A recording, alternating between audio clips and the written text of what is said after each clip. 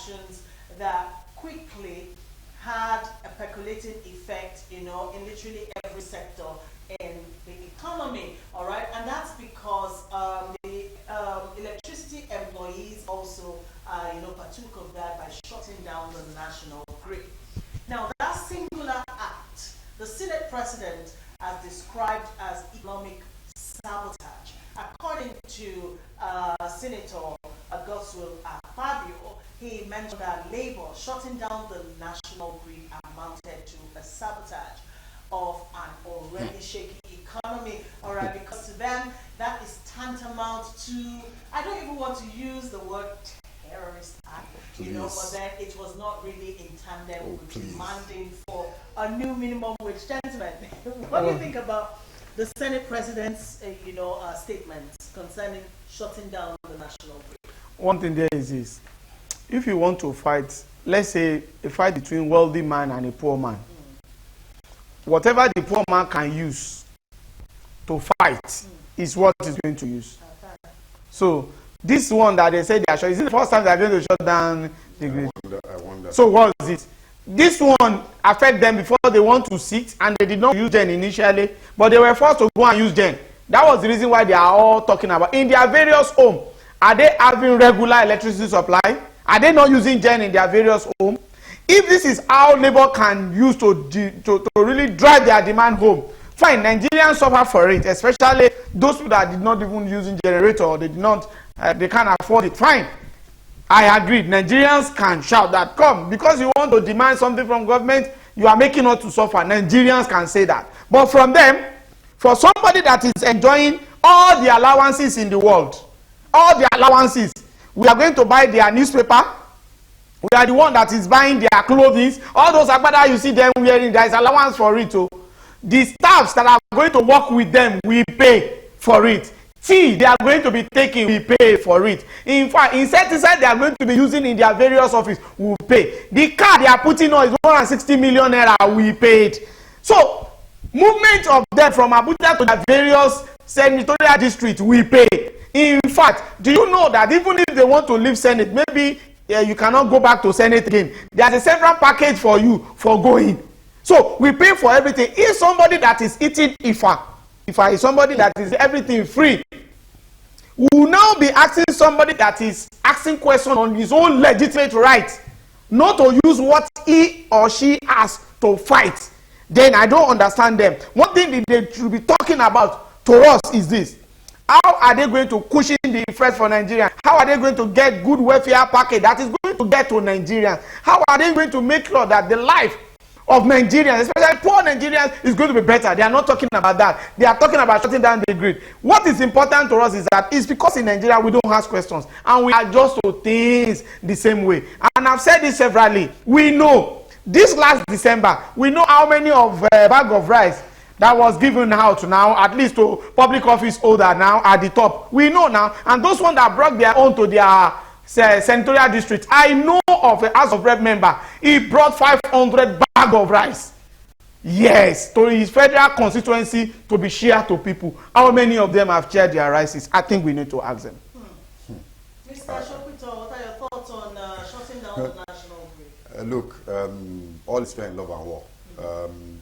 It's a strike action, and you know what a strike action simply means: withdrawal of service.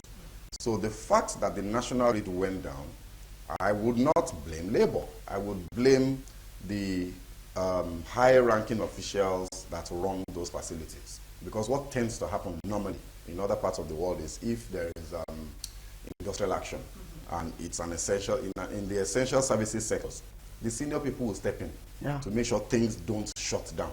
But to say that the staff who are fighting for their rights should not do, they didn't shut. It's not as if, you say you shut the power grid down. You have to be there to monitor and keep it going. So if you withdraw your services, it will go down. And there was a notice. So what were their bosses doing? They could have simply found a way to step in and just make sure they keep things running, even if it's on a skeletal basis, until the strike is over.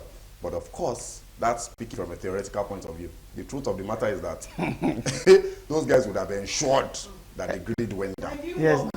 because no, but the grid has been going down even without anybody, without anything. How many times this year?